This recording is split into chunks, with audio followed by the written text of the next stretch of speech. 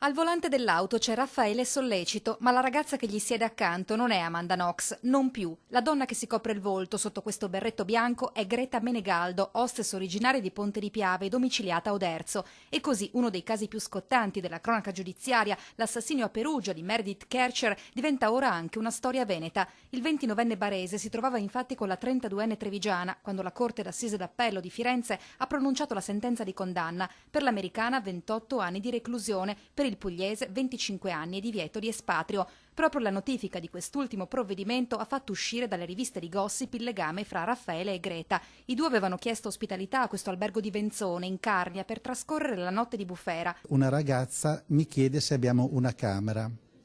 Certamente. Il mio portiere di notte ha dato la chiave a questa coppia.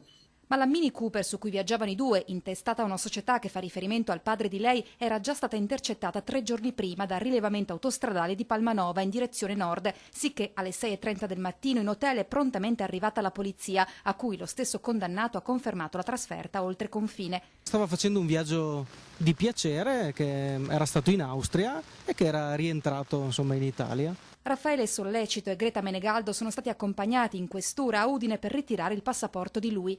E ho visto una coppia molto intimorita, molto spaventati. La ragazza più che altro è sorpresa, diciamo, dal clamore di questa vicenda, insomma, soprattutto il fatto, insomma, che sia seguita, insomma, dai media in maniera così incessante. Ed è proprio per cercare un po' di privacy che la coppia è infine ritornata nella Marca. Non ho niente da dire, non rilascio nessun tipo di dichiarazione, mi spiace. Ma prima di rientrare nel Trevigiano, Greta ha accompagnato Raffaele a Portogruaro per concedere un'intervista a una televisione statunitense.